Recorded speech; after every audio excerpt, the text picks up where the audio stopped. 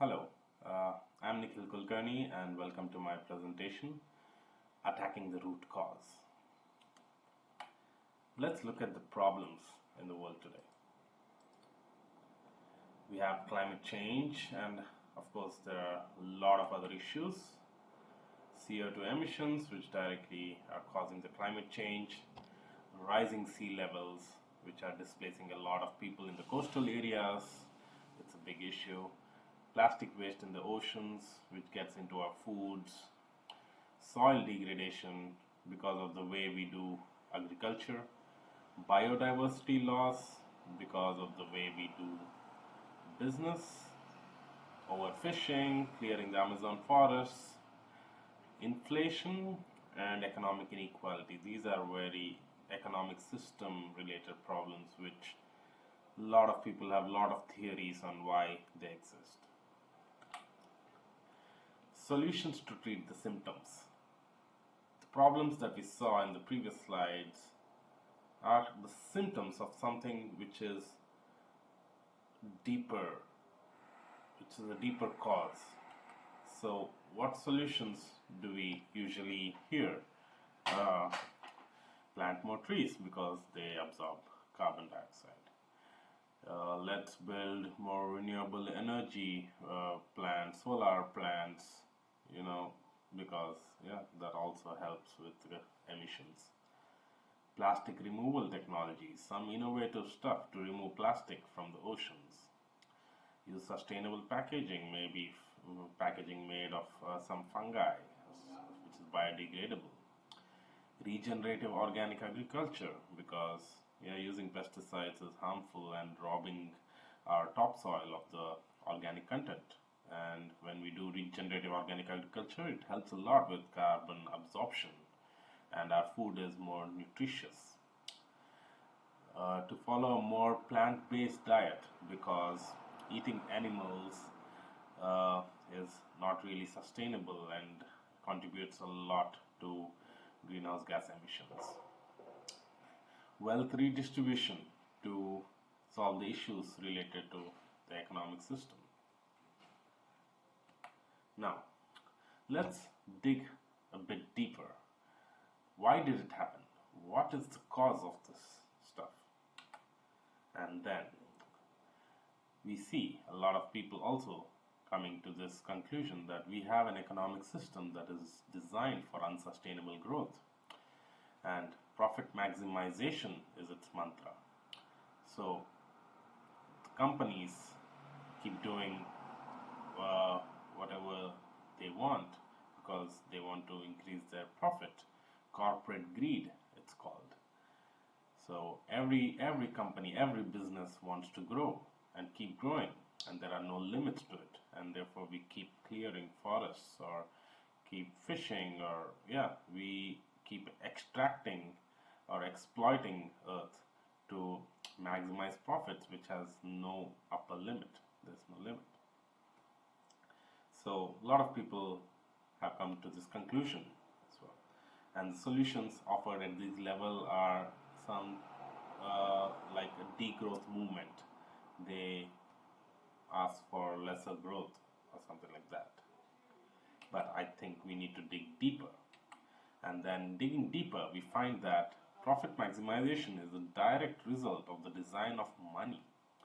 Money is so attractive that everyone wants more of it. There's no limit to it. Money can buy you everything and anything, right? And it is so attractive for everybody that we all want more of it, and there's practically no limit on it. Based on this understanding, let's look at what are the solutions people came up at this level. So we can modify the way money works. So new forms of money with upper limit are introduced as ideas to the government. So this is a type of money which has a limit. So a person cannot hold more than that, and anything excess goes to the government, and in turn maybe can be used to fund the universal basic income scheme, which ensures that each person gets a basic income. So these are ways that we want to modify how money works so as to modify the system. Uh, and the other idea is to reject the idea of money because it is not working for us. So there are people who build off the grid sustainable communities, and they want to have a gift economy in this community. And gift economy is something which is not transaction based. So people give things freely to others because they know that they will also get something freely by someone else, not necessarily the same person. So gift economy is a different concept which wants to reject the idea of money. So uh, as you see in the presentation, each level you dig deeper, there are ideas proposed. But we'll dig much deeper now. Why are we digging deeper? What we are looking for in this presentation is one particular very practical idea, simple idea. We will stop only when we get reached that level and we get a simple idea out of this. All of these other ideas at each level have to be tried. I'm no way suggesting that planting more trees is not the way to solve the crisis. No, we need it. We need more trees to absorb the carbon dioxide, to give us more time to figure out the root causes and work at that level. So all of the ideas to solve the symptoms in the first slide are definitely necessary. They will help us stall catastrophic changes or events. And then at level 2 and level 3, all of this must be tried to stall stuff. But I think the bigger root cause lies in the next level as we dig deeper. Let's see. So once we dig deeper, what are we asking now? What is the most important and most basic thing that we do using money? And it's buying food. So we decide that changing the way money works at this level can cause changes throughout the system. So we found where our leverage point should be, where we should act. And now you may question, why do we stop at this level and why not go further?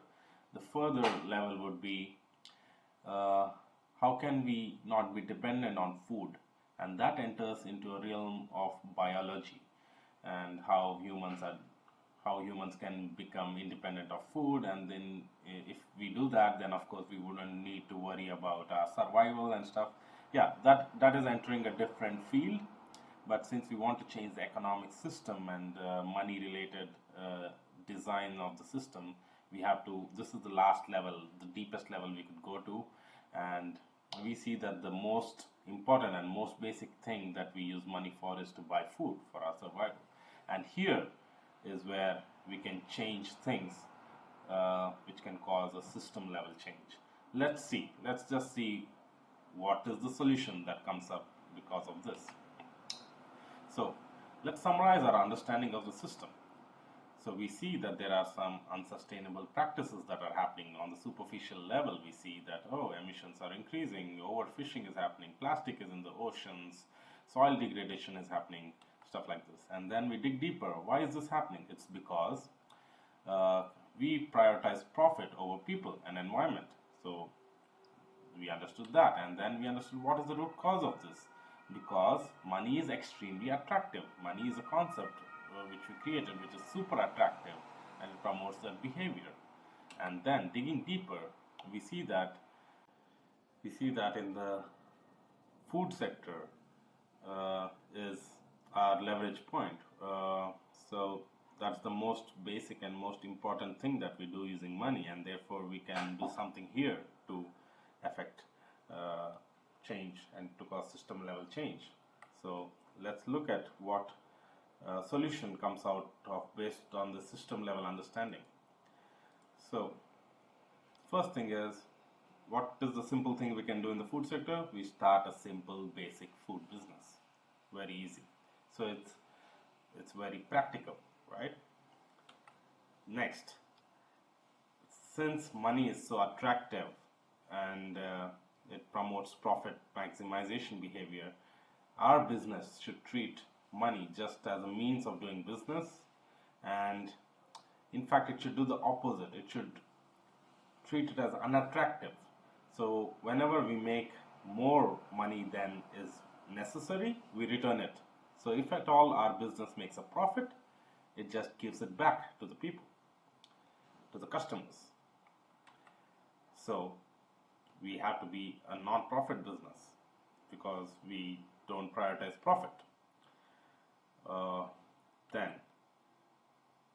let's just procure food from organic and sustainable sources, because that's what we understood from our outermost level that we saw. So yeah, so this summarizes what kind of starting point we need for system change. But will it even work, and how?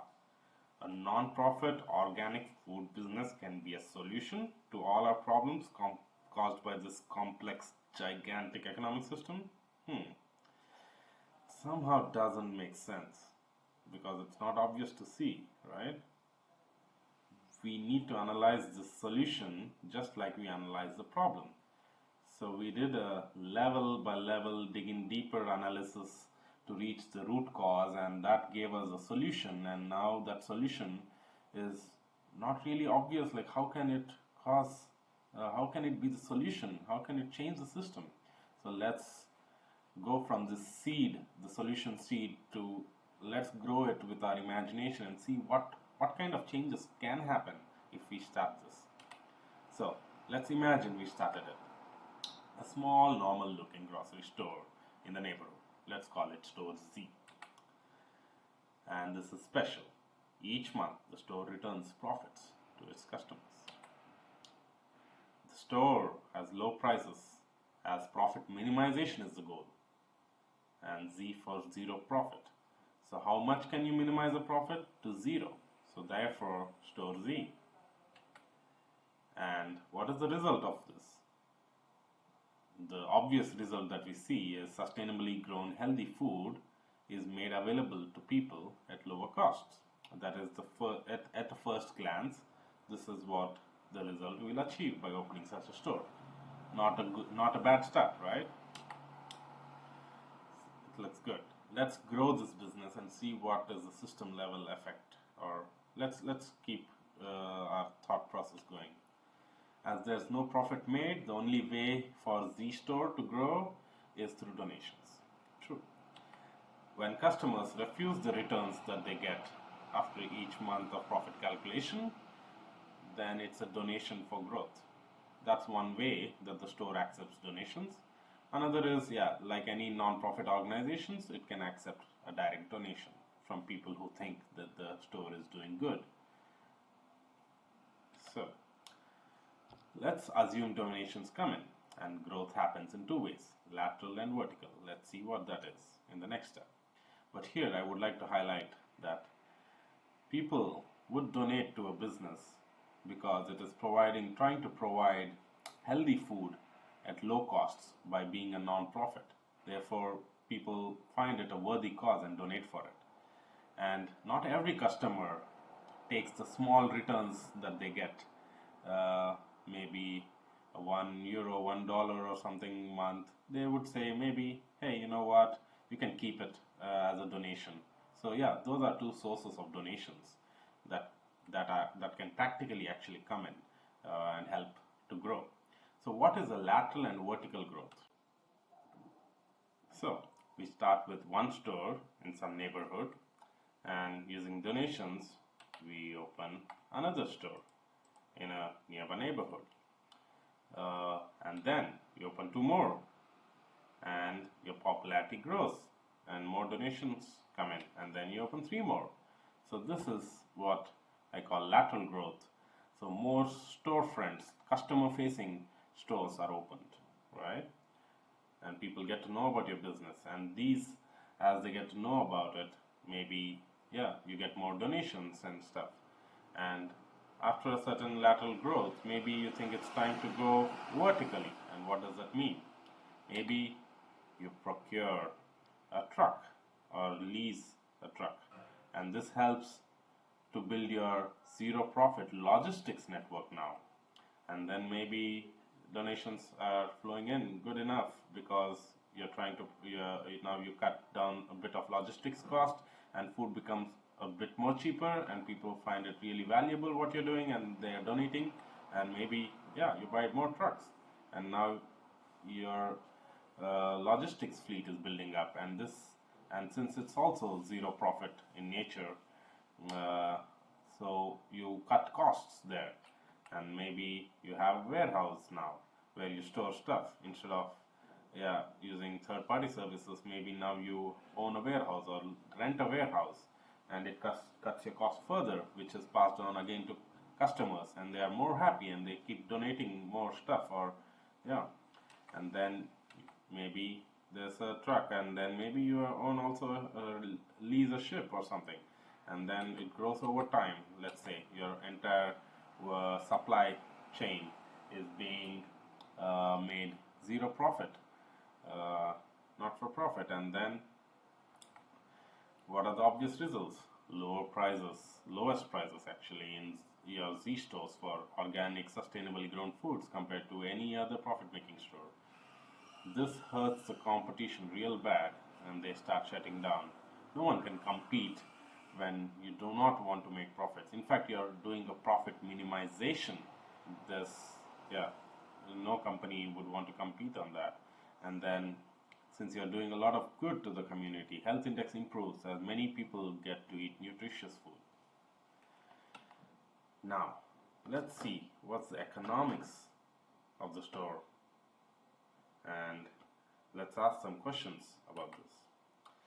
As demand rises because of the low cost of food, what should happen to the price of goods?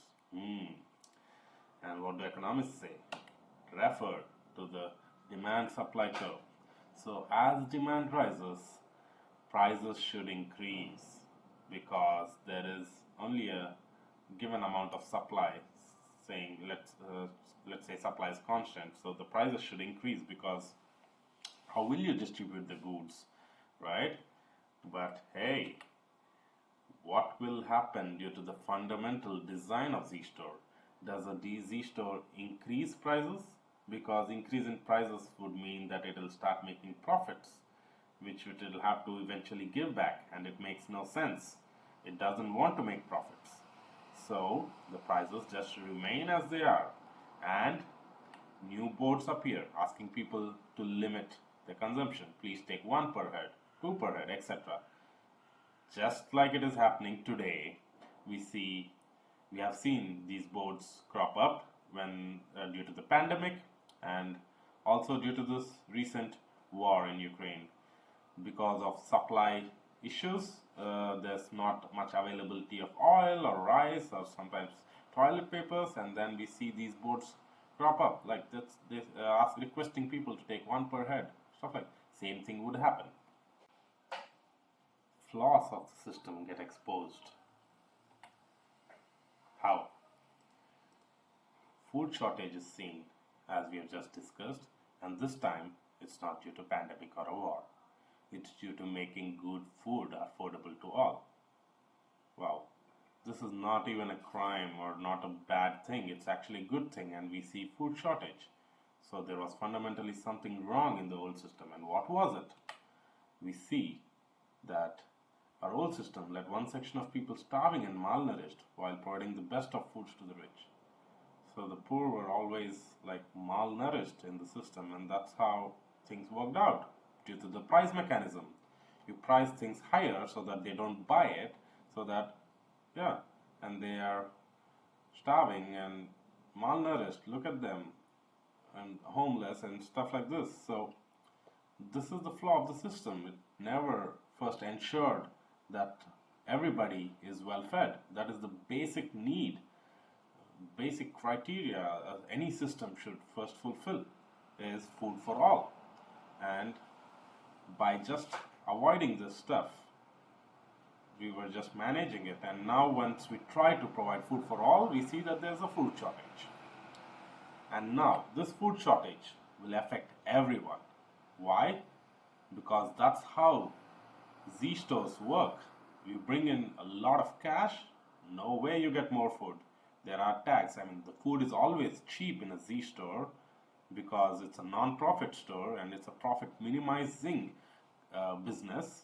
The prices will always stay low, and the boards will decide the availability. Take one or two per person. So even if you earn $1 million a month, what use of it when this money isn't powerful to do the most important and basic thing in life, to buy food?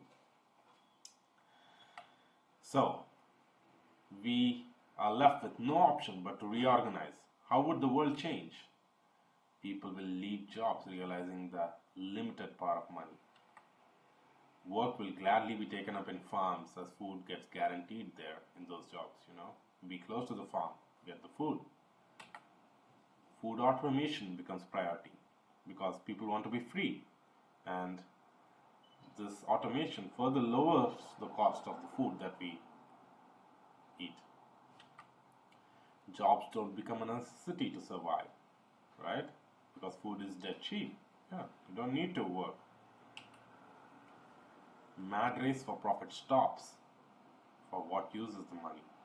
Because you thought you could earn money and then, do some luxury stuff and get some comfort. But those luxuries and comforts were provided because someone did the laborious and stupid and bullshit job that now they are not forced to do anymore. So, system changes. Our world changes. And this is just our thought experiment with this idea. It seems so simple. And it's a simple food business with a different business model, and look at the effect it has. This is the power of a system level thinking, and the solution, though it is not obvious that this could be the solution, but this is what emerges once we dig deeper and deeper. So I would like to encourage anybody, actually everybody listening to this, to maybe start such an experiment. Start a local food store and try to run the business as a zero profit. Yeah?